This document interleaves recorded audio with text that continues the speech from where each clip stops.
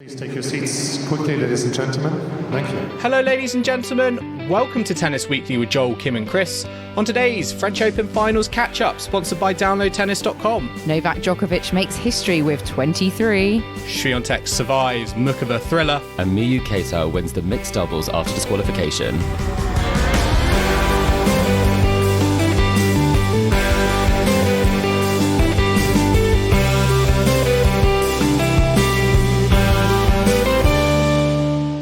Kim, Chris, today is the 11th of June and we are here to catch up on the finals of the French Open at Tennis Weekly HQ. Iga Swiatek and Novak Djokovic are your singles champions in Roland Garros, and we are going to be talking about it all today. I'm very excited because we are all reunited. I've just made the quick trip back from Surbiton after, surprisingly a rain delay earlier when it's been so hot all week. I've been getting the Factor 50 on, but excited that we're all back together. I was going to say, Joel, is this the French Open Finals podcast or the Surbiton Final podcast? It's definitely going to be the French Open Finals podcast, and I'm expecting you both to earn your corn for the pod, because although I haven't been able to watch some of it, I did not manage to catch all of the play.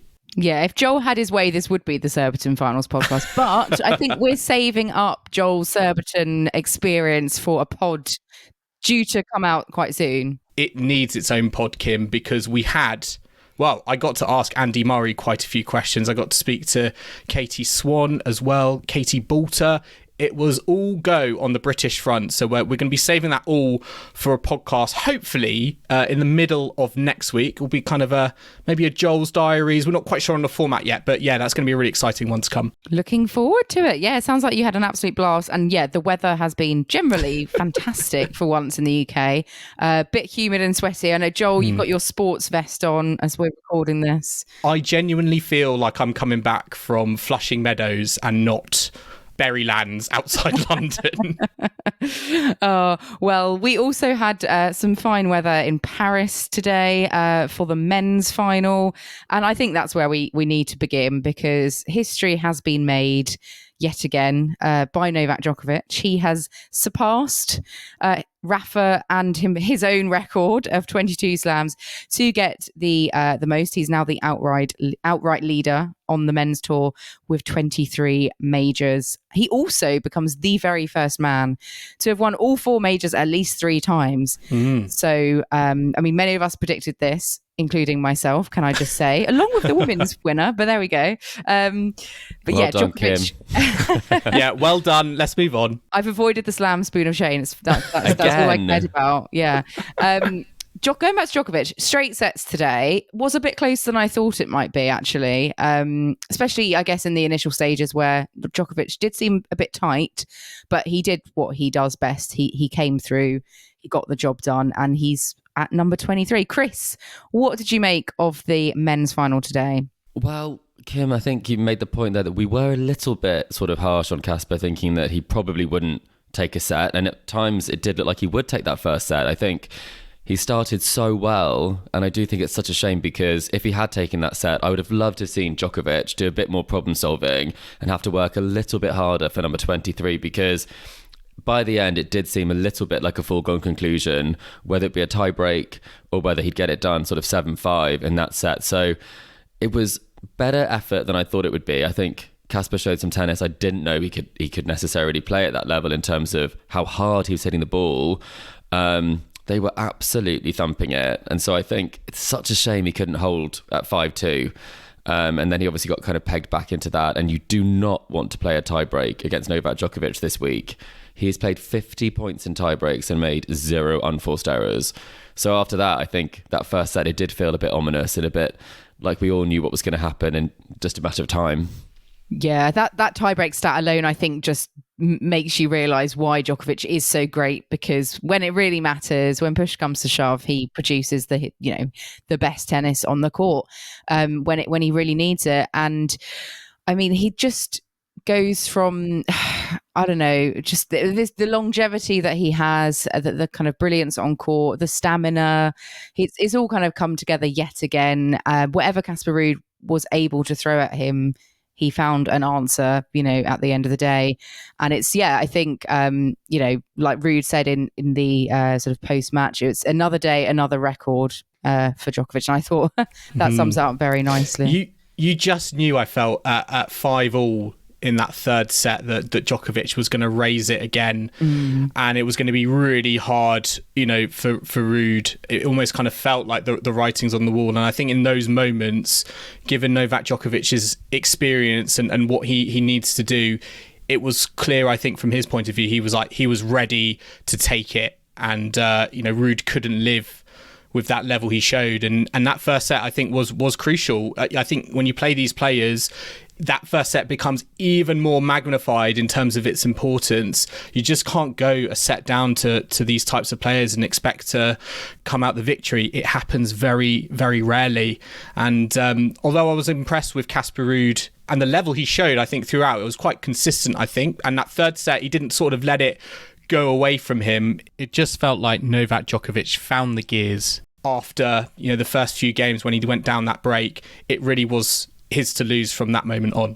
And do you think, with Djokovic, if he can continue to play at this level, remain fit and healthy, obviously Rafa's off the tour for the rest of the season, do you think he's going to be at 25 by the end of the year? I mean, he's got to be hands down favourite to win Wimbledon next month. I wouldn't surely bet against it. I mean, I think we've talked about this before. The way that he's played this tournament, his physicality, it looks like he's getting stronger. And I said this, I think, after Australia, that is what's kind of the most daunting prospect to facing him, is that I do think even if he is struggling physically, he does find a way to get through these matches. And we've seen him win Grand Slams almost on one leg and one arm. And it just seems that he's the person to bet on no matter what his form is coming into something. And the stats don't really lie. I mean, he had 52 winners to just 32 unforced errors.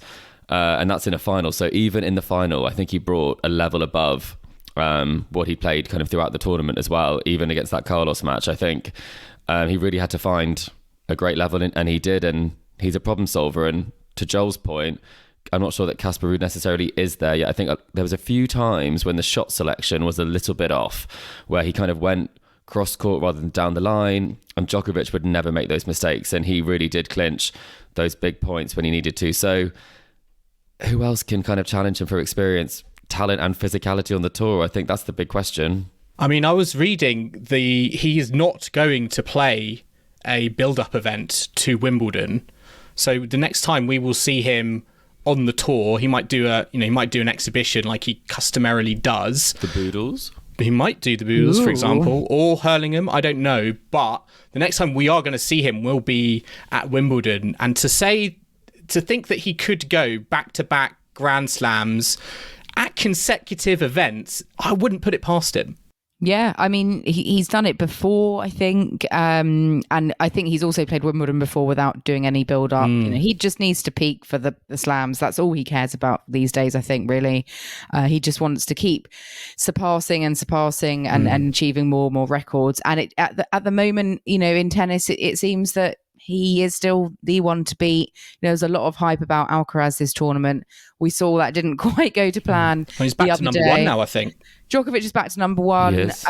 He's back where he wants to be. And it's scary for the rest of the field. And that first set was crucial for Casper Ruud, but in all fairness, and I don't mean to sound harsh towards Casper Ruud, I think even if he'd won that first set, Djokovic was always going to win this match. I couldn't see any other outcome.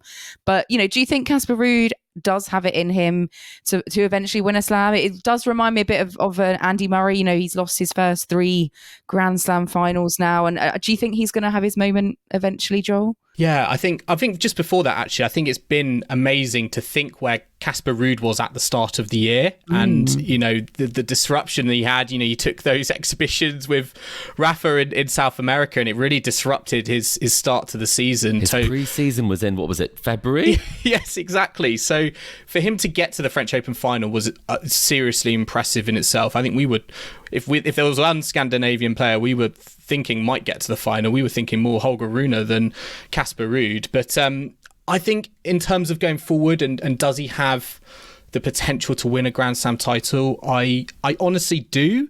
I think his game really, really suits Roland Garros, and I could see that happening there at some point in the future. He seems to play really, really well there.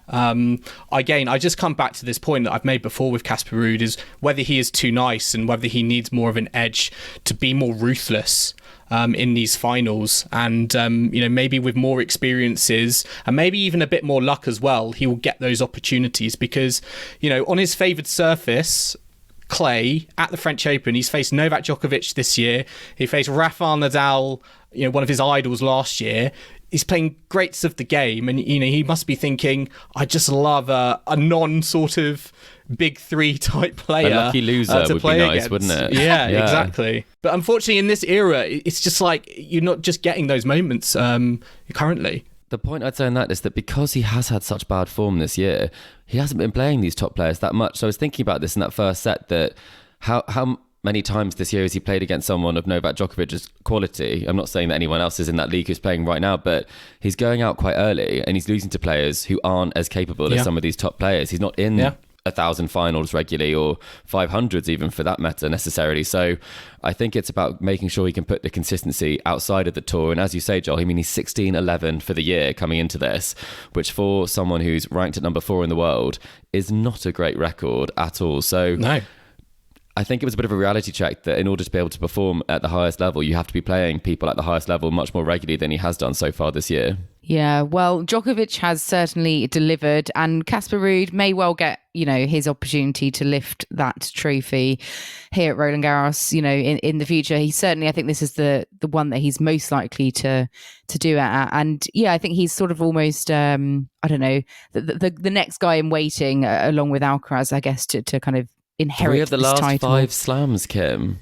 Surely we think he can win a slam if he's made 3 finals of the last 5. I think he can. Yeah. I think Every he could other do with final someone. he seems to be making. So watch out, US Open final. He's going to be there. I mean, just on Djokovic, the fact that he has now overtaken Rafa and is on 23 slams outright.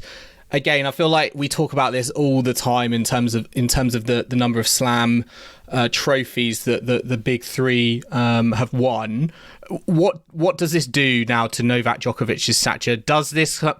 Is this the nail in the coffin on the kind of the GOAT debate, as it were, or do you think it's more complex than that, than a single statistic? I mean, I think statistics alone, you'd look at all the records and think, Djokovic, the GOAT. And I guess, on paper he is, but I think he's not the GOATs he's not the GOAT of people's hearts and minds. The way he hasn't quite captured that sentiment that I think, Federer and Rafa have. But on paper, yes, he is, I think you can easily say, greatest of all time. Well, this based year on as well, his wins I'd alone. say that I think it's almost a bit early to start having that conversation because it is just one more than Rafa. He's not won sort of Olympic titles in the same way. Rafa hasn't won ATP finals, but for me, it feels like this year might be the year. I think he's won 2 from 2 and we're already thinking there's a chance he can win the other 2 as the favourite. So if that happens, then I think that does cement his place as the GOAT, because that would be something that no one else has achieved. But I think, as Kim says, for now, I think if it's on slams, obviously, that's what we're looking at. But I think, as we say, there are different people who are different GOATs in different people's hearts and minds. I mean, some people are even saying, I know I'm going to be sounding way over exaggerated here, but some are even talking about, this result and where it's taking Novak Djokovic in terms of not just tennis, but just athletes and sports people, and putting in that conversation of where he ranks kind of as an individual in sport and not just in tennis. Do you think that is an exaggerated thing for now, or do you think is that the kind of conversation we are arguably moving on to? Yeah, no, I think, we'd be definitely equating, Federer or Rafa in a sort of global sports context. So of course we should with Djokovic. He's mega world famous. And for various reasons, I think you could maybe say as well. So yeah, absolutely. By all means, he's up there with the greats of other sports. I guess people like Tiger Woods in golf springs to mind. He's one of the players that people who know Tom nothing Brady about was golf in his still box. know.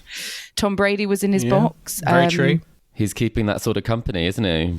Yeah. Exactly. I mean, Hugh Grant was watching today. I don't think he was in Djokovic's Well, box. go to rom-coms. That Is- settles it, Kim. That settles it. Is Djokovic is Hugh Grant the Djokovic of rom-coms? Could be. British rom-coms, I don't Could know. be of animated bear feature films. Or, yeah. Could be. But no, I think he has to be from an athlete perspective. I mean, he's 36 and he's moving better than 20-year-olds. It's unbelievable. It Not is unbelievable. cramping, yeah. I mean, the number of slams he is winning post In his 30s. in his 30s is, for me, an impressive statistic that is in favour of him. I think even though we've seen incredible achievements post 30 by Federer and Nadal, Serena as well, the numbers that Novak are doing in this era, at this age, in this window, when we're thinking, these athletes should be on the way down. I think he's peaking. Yeah. Is it a second peak, or do you think like this is even higher than we've seen before? I think it it's might be higher. Yeah, and I think the peak's a bit different now because there is no Rafa, really. And so Djokovic is now just hoovering up slams. He's going to be hoovering up slams because, yes, Alcaraz maybe could defeat him in a Grand Slam, perhaps. Medvedev has done it. But I just don't he's going to be playing with so much more freedom now that he's got 23 and he's, out in front. I don't think anyone is going to really challenge. I just think he's going to be.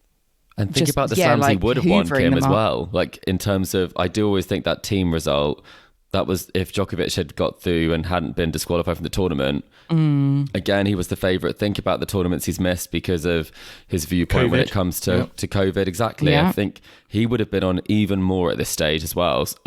Potentially even more, I would say. Obviously, nothing is a certain, but that's a lot of opportunities that he wasn't able to kind of hoover up, so to speak. So I think it's a weird one, having 23 being such a big celebration, because it's almost in spite of him not being able to play that much. It's almost even more unbelievable.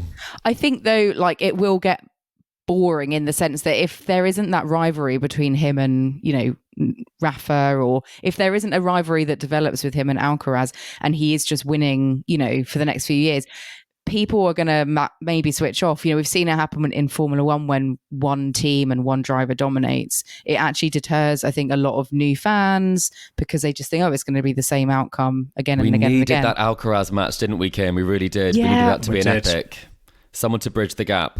Yeah, I do think, because I was reading, as Sue Barker was in her BBC Sport column the other day, was talking about women's tennis needing more rivalries, and it feels like in the men's side we do have rivalries per se, but when it comes to Novak Djokovic, it feels like he's on his own level at the moment, and at Grand Slams we're not getting those magical moments. We felt like we could have had it with Djokovic, Alcaraz, but it didn't quite live up to the billing. And although I think Alcaraz is an excellent shot maker, and I'm hoping that we have those moments to come, you're right, Kim. I think there is a potential that it could go that way in terms of, is this just the Novak Djokovic show, and is that going to be inhibitive to bringing people into tennis over the next few seasons? Yeah, well, let's see how it goes at Wimbledon. He will be going for an 8th Wimbledon title, which would be, matching Roger Federer's record there if he does do it. So yet another record that he'll be gunning for and probably surpassing. It's really hard to make breaking new records sound amazing when it feels like it happens so often. Yeah, I mean, it's two players that will have done that, within the the last couple of years, I suppose. Yeah, and I remember when Federer had the record, and then Nadal had the record, and then Djokovic has the record. It feels like it's a new record every year, and then now we're breaking his own record, I guess, is what will be happening then, Kim. Maybe it won't be as... Oh, I'm not saying Serena maybe will come back and win another one. Yeah. Well, yes, exactly. He's got to beat Serena now because she is also on 23, isn't she? But right, let's talk about some of the other action from Roland Garros, because, we could go on at length about Djokovic's, dominance and absolute fair play and credit to him. He's got the 23 and he'll be celebrating big tonight, I'm sure. Other players that will be celebrating, we had the men's doubles champions crowned today as well. Ivan Dodig of Croatia and his American partner Austin Krajicek. They had quite a comfortable victory, 6-3, 6-1 over the Belgian pair of Sander Gill and Joran Vliegen. The match itself fairly unremarkable. What was noticeable was Ivan Dodig's speech that he gave on court after, which was not very complimentary about the French Open organisation. He came out saying that he wasn't treated fairly by the tournament organisers, and that he's sad at how he's been treated this tournament.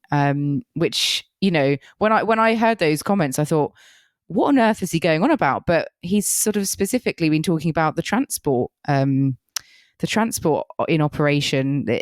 He's been having to get his own taxi from the centre of Paris, which has made him late to the site and feeling a bit like a second-class citizen, which is... I was quite shocked to hear this. Joel, what do you make of Ivan Dodig's comments? Yeah, I didn't realise. So apparently, Emily Mauresmo, who's the tournament director, responded and said, "We offer free transportation if you live or in a hotel that is in a radius of 5 kilometres from the site." And Dodig was not in this sort of 5 kilometre radius. And as a result, I think he's had to book his own transport and he's not been particularly happy about that. If that is the case, I'm not going to lie, I'm going to side with Ivan Dodig here. I think players should be able to choose, have the flexibility of where they want to feel the most comfortable in a city. And, you know, be able to get to the site as and when they please. And I understand from Mauresmo's point of view, I think she's spoken about, you know, we've got to be more aware of the environment and how we're kind of contributing more positively to that. But I think these tournaments are set up for their players and they should be putting the best show on for their players as possible. And regardless of if that's a singles competitor or if that's a doubles competitor, whoever it is, they should be putting on the best service possible. So I'm siding with Ivan Dodig here personally. Yeah, I was quite shocked myself that they... I mean, 5 kilometres is not far, is it? I've just been on Google Maps, and that's actually the distance is 3.8 to the Eiffel Tower, and to the Louvre it's 7.2. So you don't really get that far into the centre of Paris in that respect, and that would be quite limiting, especially for players who might have family situations where hotels who want to go to art galleries. Well, exactly. The culture. Yeah, exactly. This is the key things to go for. Yeah, the Arc de Triomphe, that would be a nice thing to see, but that is just about close enough, I can confirm. Versailles might be too far. But I do think the point would be that it doesn't feel like it's particularly flexible. And someone who has won it, I'm not saying people should get special treatment, but he did announce he's a 4-time winner of titles here. And I don't think they're getting a taxi is necessarily that bad a thing. I think not many people would have too much sympathy for that because the metro is pretty handy. But it does make the point that maybe in their quest to be green, they have actually not necessarily done their job in terms of looking after some of the players. And I think that it could be great, you know, that we've limited how much use of cars we've had and they say a limited fleet. But there's a lot of people who need to get to the site and it relies on people being able to get there on time. And it sounds like he had raised this before. Sounds like Mauresmo had a conversation with him and he felt like the only outlet he had was to win the title and do it in the speech. And Mauresmo couldn't do Feliciano Lopez and not let him. So it's all a bit embarrassing, but it does kind of lend itself to the question that I'll put to you both. And maybe Joel, you take it first. Mauresmo, she's not had a great year last year.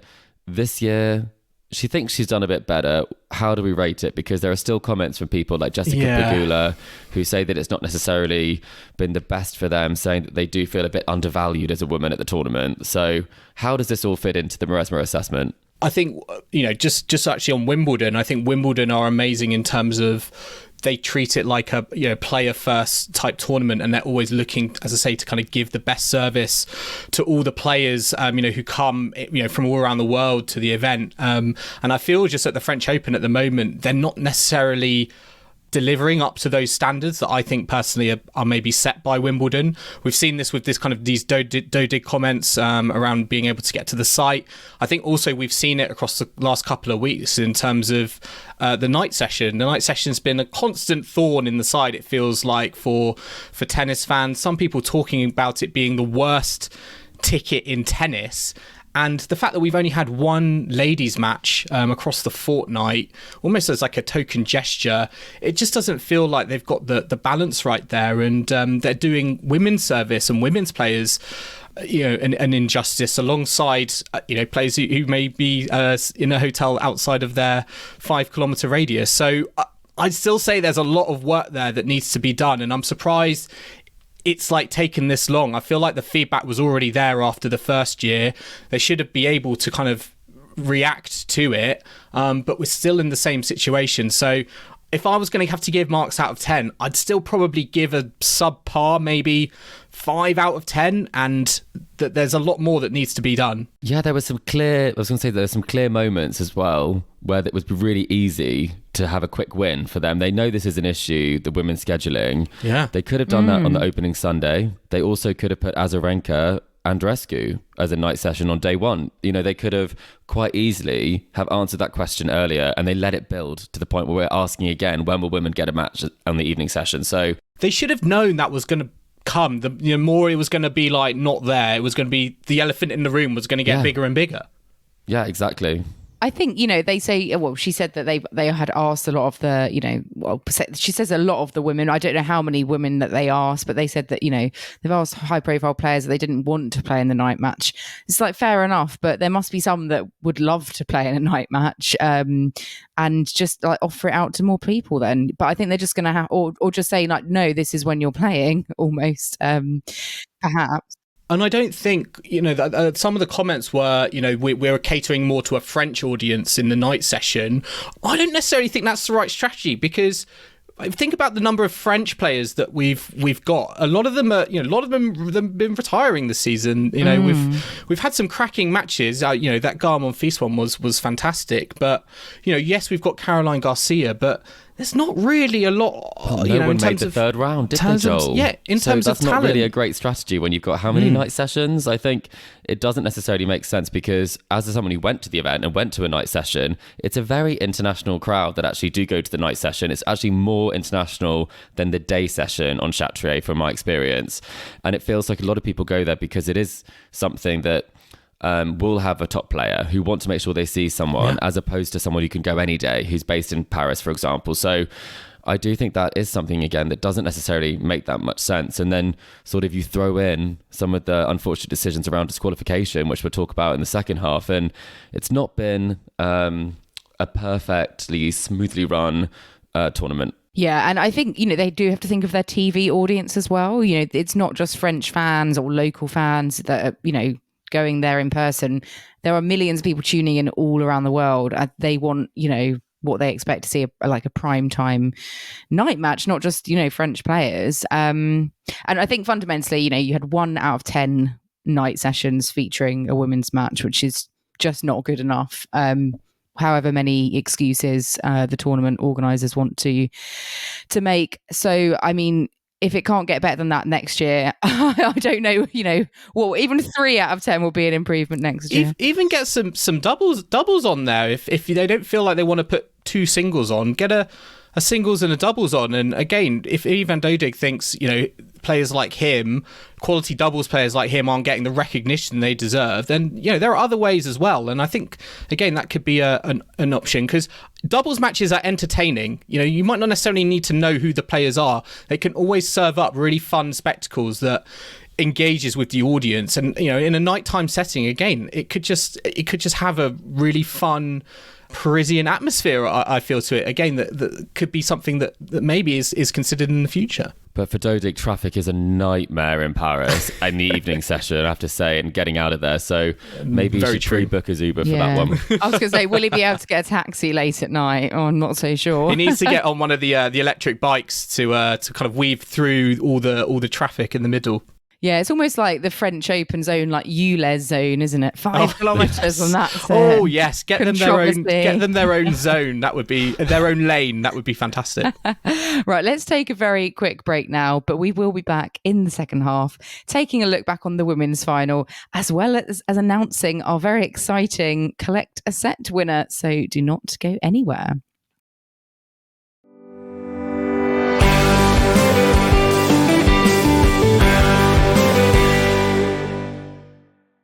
Welcome back to the Tennis Weekly podcast, sponsored by downloadtennis.com. And now let's look back on Saturday's results and the rest of the action from this weekend. A really nice story to start with, and that is the mixed doubles result.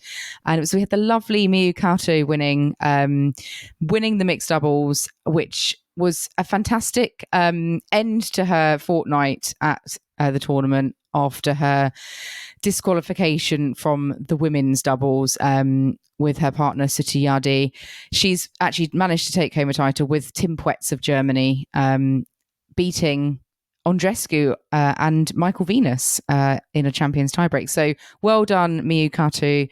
Perhaps that disqualification actually, like, weirdly, I don't know, helped because she was on this, like, I don't know, redemption pathway to a title after that. What do you guys think? Yeah, it does seem a bit like that. I was looking at some of the results previously, and this is by far her best result that she's had at a slam. And then in doubles, she has had kind of like a semi-final in 2017 at the Australian Open in women's doubles. But apart from that, it's been kind of sort of the third round that she's made at the French Open. So that result where she did get disqualified was actually her best showing here. So I think that adds a level of significance to her because that was quite a big deal, that match for her.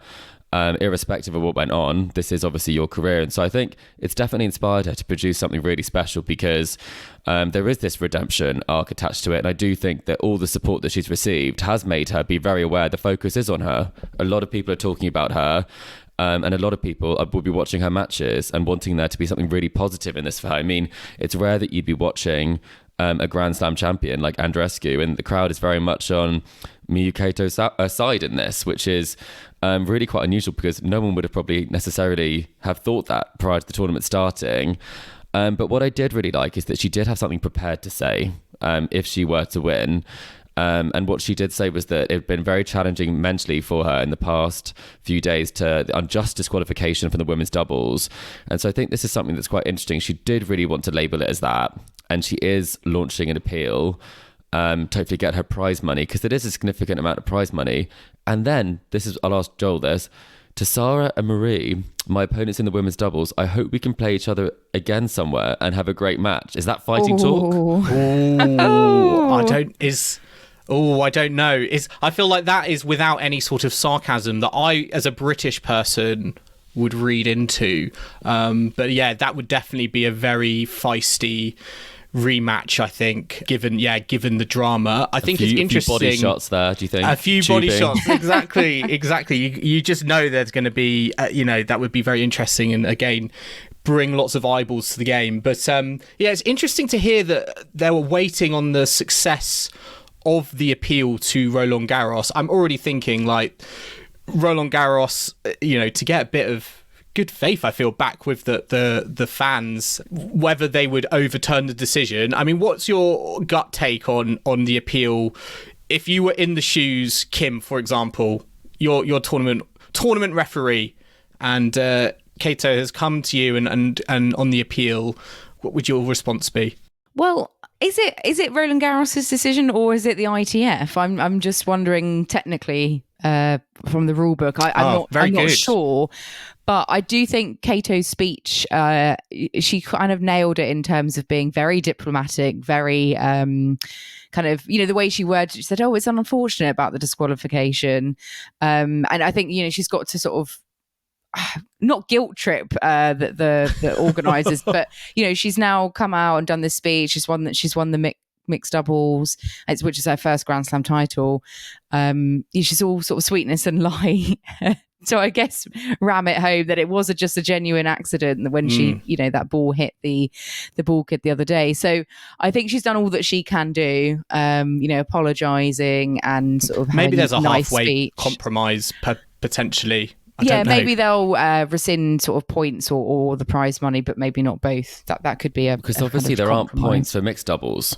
So I do think points is really important because if that is matching her career best result at the French Open, third round points do really affect what tournaments you can play, especially when it comes to doubles where you might sneak into, say, a 500 or something like that. So I do think the points will be really important, and the prize money that she's received for the mixed doubles will definitely soften that blow. But I mean, I'd like to see her get both because I really think it was such an awful decision. Well, we will see, and I guess maybe we'll have a result for before we do our next podcast. Kind of going back to the tour catch-ups. But let's have a look at the women's singles final now from yesterday, where we had Iga Swiatek winning yet again here at Roland Garros. It's her third title in 4 years now, and she managed to come through Karolina Muchova 6-2, 5-7, 6-4. So I think the first set she's dropped in a Grand Slam final, but her overall win record remains it remains perfect. She's never lost a Grand Slam final. Chris, what did you make of the women's final that we got? It was a very sort of competitive affair in the end, wasn't it, after a bit of a one-sided start, but Swiatek coming through, getting the job done. But yeah, what was your sort of burning thoughts from that ladies final? Well, I think from watching it, the key thing for me was that Muchova was definitely quite nervous at the start. She wasn't able to play her game from the off. I think maybe it was the nature of the situation. She'd never been to a Grand Slam final before. And I think she probably hasn't played tennis to the same level she's played against Sabalenka. And that really is an epic that she came through. So I think it is hard to kind of pick up where you left off. And I think she did kind of find that a bit difficult at the start. We've seen her not start that well before. The match we referred to last time against Ash Barty, I think she lost the first set 6-1 and then she came back to win it. So I did think she would maybe get a second set. But I mean, when she was 3-love down, I thought that was going to be maybe 6-3, 6-love. I really felt like it was getting away from her, but all credit where it's due. She was able to fight back. I think it was so impressive the way that she was able to take that second set and I even get up a break in the third. So I guess for me, and I'll see what you guys think on this, but it feels like maybe it was a missed opportunity for Muchova. Did you genuinely think when she went to break up in the third set that you were like, hang on, this wasn't meant to happen? Muchova could win this. I thought she was going to do it, and I think her serve kind of really let her down at some points. She ended up being broken quite a few times when she was up in that set, whereas she was serving pretty well to get herself back into that second set. So I think it is just the nature of the biggest prize, one of the biggest prizes in tennis is on the line.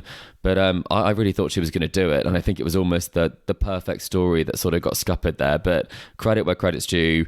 Iga won a 3-set final and was rock solid when it mattered. Yeah, I was really interested to see Iga Swiatek in a third set. That hadn't happened this tournament.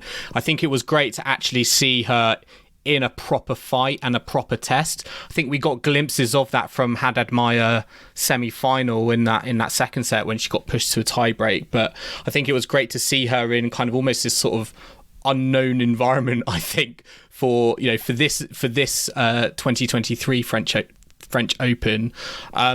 I think the challenge, I think, for players like Muchova and Haddad Maia is that they started too slowly. Players like Rybakina and Sabalenka, they can just blast the ball from point one. And I think both Muchova and Haddad Maia, although they got going, it took them too long for them to get comfortable in the match.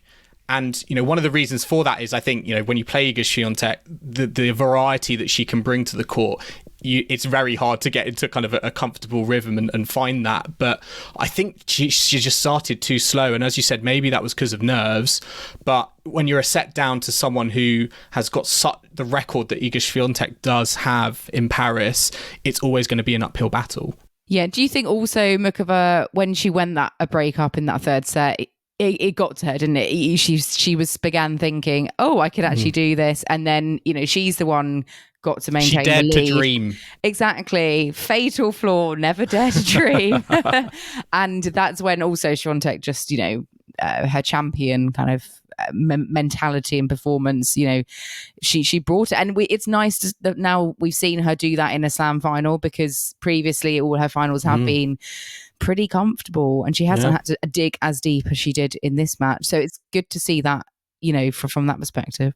I mean, both ladies slam finals so far, I think, have properly delivered, haven't they, in Australia and now in France. Both really compelling, but both topsy-turvy, I think, in terms of it could have gone one way, then it could have gone the other. And I think Iga Swiatek was very good in order to kind of wrestle back that initiative in the third.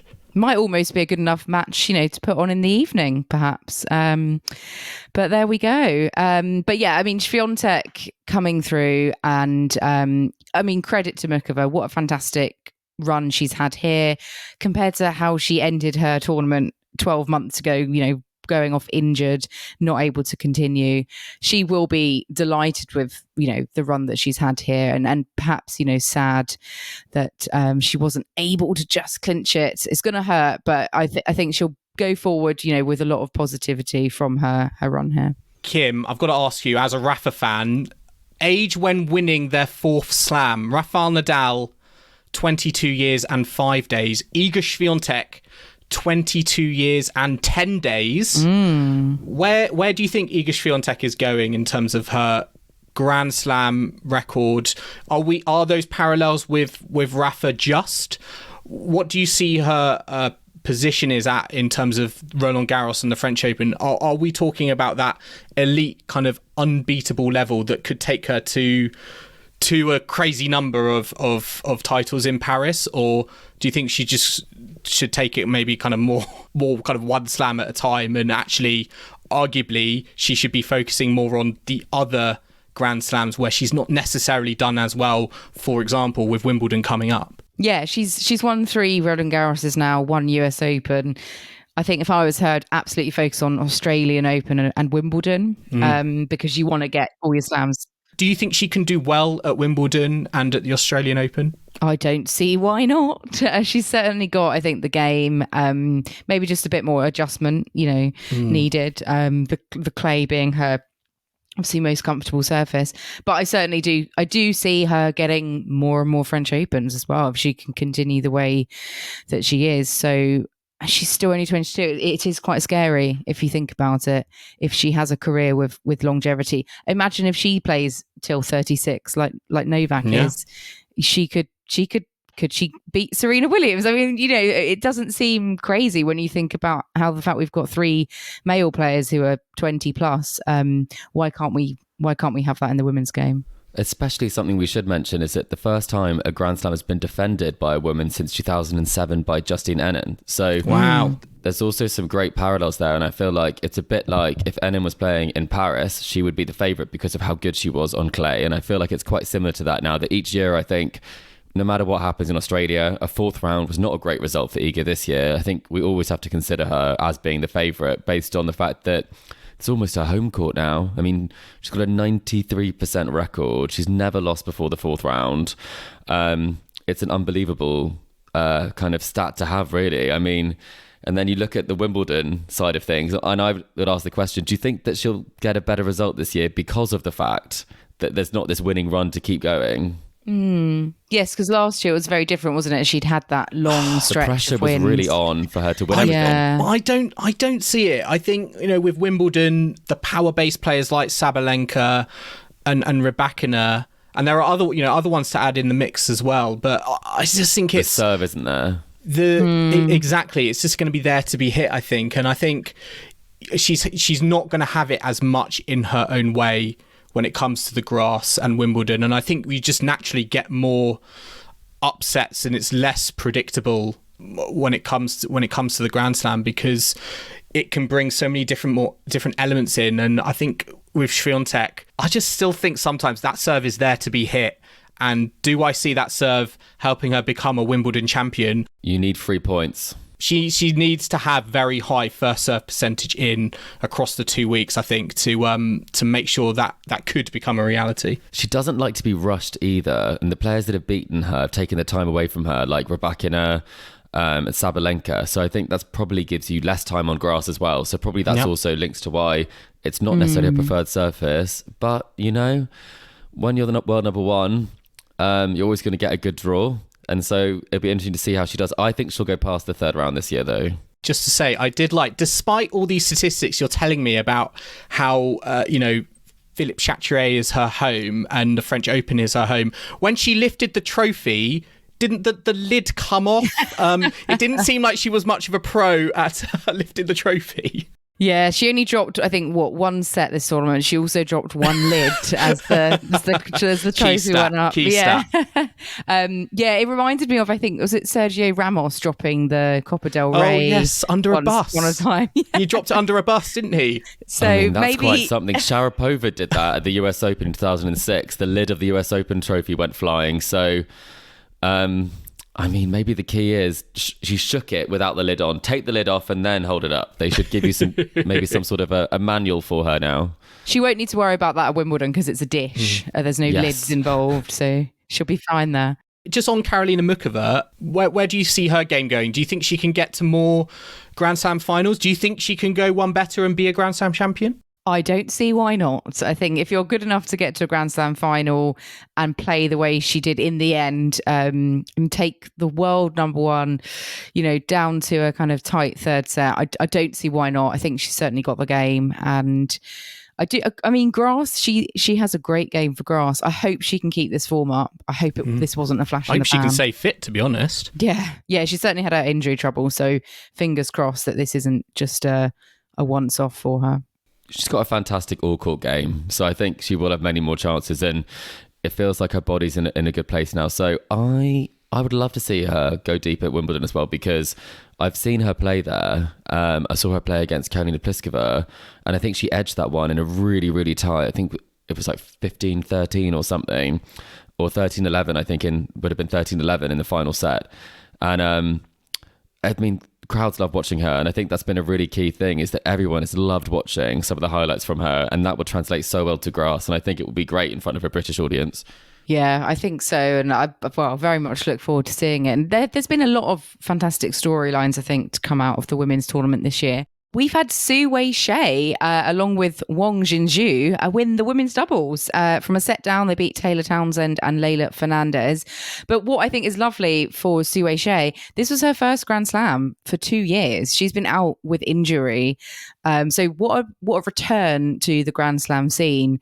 And it's only the second tournament that these two have played together. So obviously a great partnership. And I wonder if they're going to continue it, because they...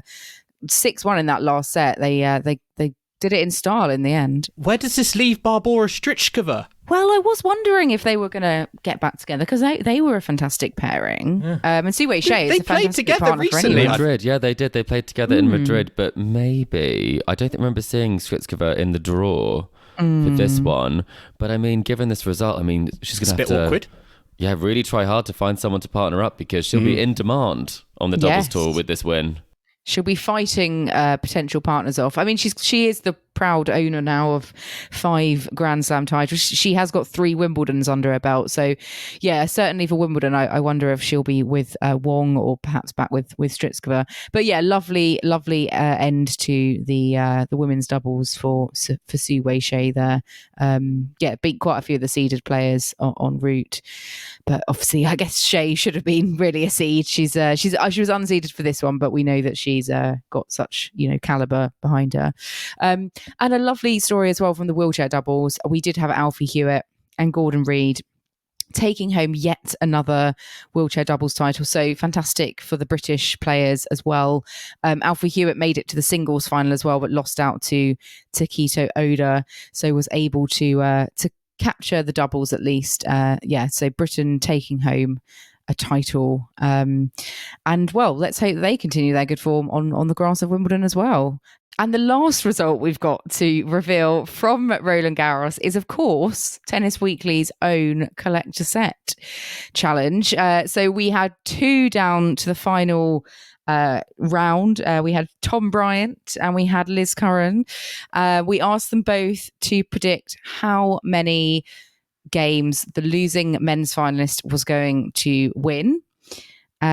The reality was that Casper Ruud won 14 games. And we do have a winner out of Tom and Liz. One player came closer than the other. So I don't know if we can put a drum roll in, but let's all imagine there is one. And Joel, would you like to do the honours and tell us who won? The winner for Collector Set French Open 2023 is Tom Bryant, who predicted 15 games, was the closest. So he is going to be the very proud owner of a Tennis Weekly mug. And I think he has got to the tiebreaker question before, but hasn't won it. So I think he's going to be pretty chuffed with that. It's going to feel extra sweet, isn't it? Well done, Tom, and commiserations, Liz. You came so close. Well done for making it to the final two, and well done, Tom. Yep, very a special prize coming your way. And thank you to everyone who took part. As always, we love everyone getting involved in the Collector Set Challenge. Yeah, it was a record. I think it was a record number this year. Getting harder to get a mug, everyone. I know. Yes, got to be in it to win it. You've got to be in it to win it, and also win the slam. Or should I say lose?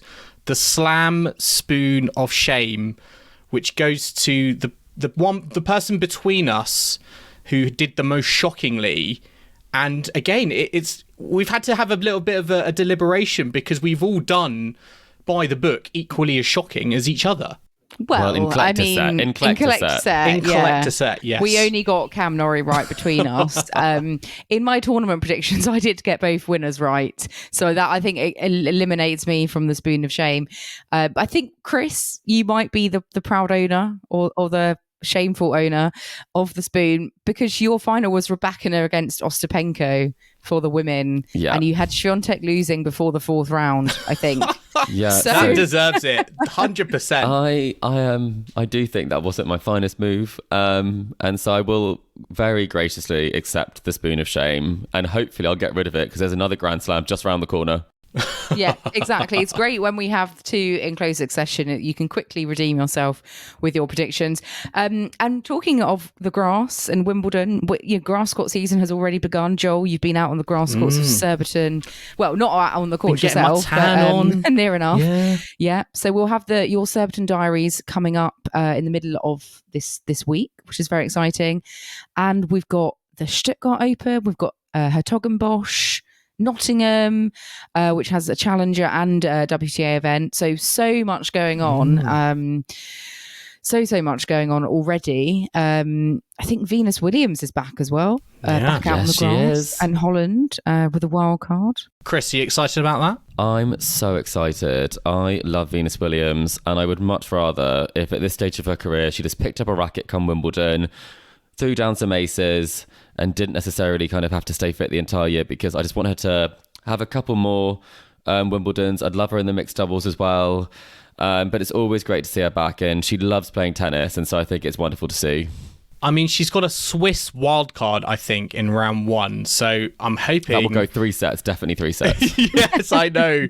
I think that's interesting match. I'll wait to see how that goes. I think Maria Sakkari's also taken a wildcard into the Nottingham Open WTA event, so it'll be exciting to see that. Personally, Kim, I'm excited for the Nottingham Challenger because Andy Murray is the top seed. I interviewed him earlier. He was like saying, yep, I'm getting in a car and going up to Nottingham this evening. So he is having a very long day.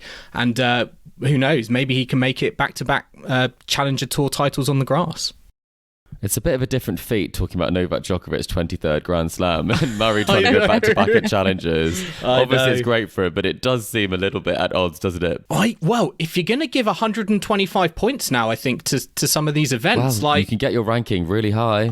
I think they are very good value for money. Arguably too good value for money. I actually asked Andy Murray about that earlier in the week, and we're going to be putting some clips from my interview with Andy Murray as well as some of our other British players in our Surbiton Diaries episode, which hopefully will go out in the middle of next week. But we're going to end it there. Guys, our French Open coverage, our round by rounds has come to an end. We've just got to say thank you, don't we, to all of our listeners who've supported us. Merci beaucoup. Merci. Throughout the last couple of weeks, whether that's been engaging with us on social media, listening to any of our episodes, or just giving us any sort of feedback. We saying hello in Paris. Appreciate it. Exactly, saying hello in Paris. I've spoken to a few fans as well in Surbiton. So, we really appreciate all your support from Tennis Weekly HQ for the podcast. So, just a massive shout out to all of you. So much so, we'll do the outro in French, shall we? I think my French GCSE can stretch that far. But yes, listeners, I hope you've enjoyed our latest episode of the Tennis Weekly podcast. Remember to subscribe to us to stay up to date on all the action still to come. We're going to be going back into our tour catch-up mode from next week. So I hope you can join us for that. We're on Apple Podcasts, Spotify, and all major podcasting platforms out there. And if you'd like what you're hearing, then make sure to leave us a rating and a review on Apple Podcasts or Spotify. You can also follow us on social media or email the show. We're on Facebook, Instagram, Twitter, YouTube, and TikTok at Tennis Weekly Pod. You can email us on tennisweeklypod@gmail.com or check us out online at tennisweekly.co.uk. And we will be back next week at Tennis Weekly HQ with our Surbiton Diaries entries. So make sure you look out for that. But in the meantime, it's adieu from Kim. Adieu. It's au revoir from Chris. Au revoir. And it's goodbye from me. We'll see you again soon.